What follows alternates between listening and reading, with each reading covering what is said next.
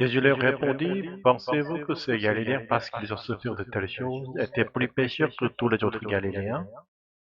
Non, je vous le dis, mais si vous ne vous repentez pas, vous périrez tous comme eux. La Bible affirme que tous les êtres humains sont pécheurs. Ceux qui se considèrent comme justes sont souvent les plus réticents à entendre cette vérité. D'autres redoutent d'être étiquetés pécheurs, car cela semble les condamner définitivement, les exclure à jamais du cercle des justes.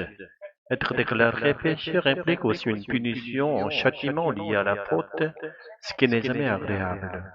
C'est pourquoi cette proclamation universelle du péché humain constitue l'un des principaux obstacles à l'accueil du message chrétien. Les sacrifices d'expiation répétés dans l'Ancien Testament. Dans l'Ancien Testament, Dieu a donné la loi en sachant que l'homme, par sa propre force, serait incapable de l'observer parfaitement. Il a donc institué les sacrifices d'animaux comme un moyen de réconciliation.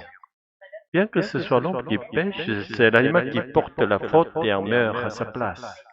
Mais ces sacrifices ne prennent tout leur sens que lorsqu'ils sont accompagnés d'une vraie repentance, d'un cœur qui se détourne du mal pour revenir à Dieu. Si l'on se contente de verser du sang animal pour ensuite reprendre sa vie comme avant, en suivant ses propres voies, on trahit l'esprit de cette institution divine. Le fait que ces sacrifices devaient être répétés chaque année montre bien que ces hommes ne se convertissaient pas sincèrement et retournaient à une vie sans Dieu.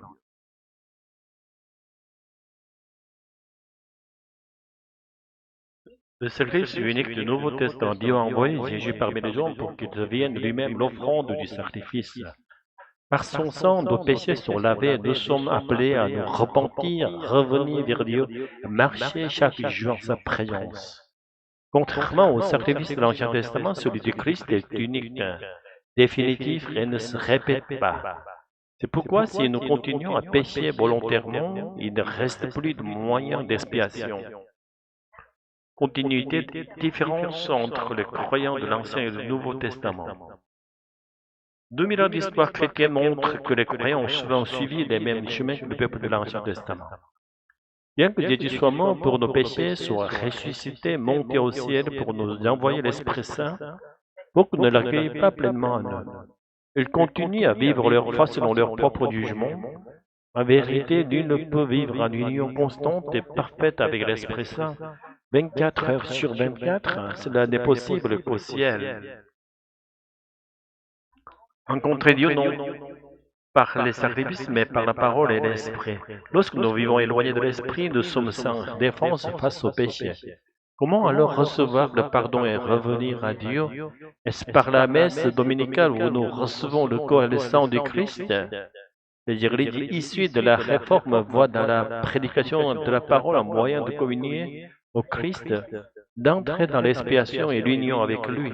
Mais même cette prédication reste une interprétation humaine, marquée par les limites du prédicateur. Malgré tous les efforts pour transmettre fidèlement la volonté de Dieu contenue dans l'Écriture, cela reste imparfait. La miséricorde et la grâce du Saint-Esprit. Si le Saint-Esprit, dans sa miséricorde, ne pardonnait pas nos manquements, de nous envelopper pas de sa tendresse et de nous guider pas de nouveau vers l'union avec Dieu, dans cette communion intime du mystère trinitaire, nous ne pourrions espérer aucun salut. Nous sommes à tous égards des pécheurs incapables d'être sauvés par nos seules forces. Ce n'est plus par des sacrifices sanglants que nous pouvons approcher Dieu, en accueillant la grâce du Saint-Esprit venu dans le monde à travers le sacrifice unique et incomparable de Jésus-Christ. Cette grâce seule peut faire passer notre union encore imparfaite avec Dieu et qu'elle est vécue ici-bas une communion véritable et accomplie. C'est dans l'Écriture inspirée par le Saint-Esprit que nous pouvons rencontrer cette grâce vivante.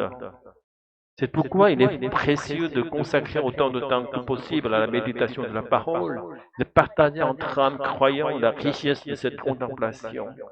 Une telle communion spirituelle est un échange profond et lumineux. Plus les cœurs goûteront à la miséricorde du Saint-Esprit, plus le parfum de la présence se répandra dans ce monde. Alléluia, Amen.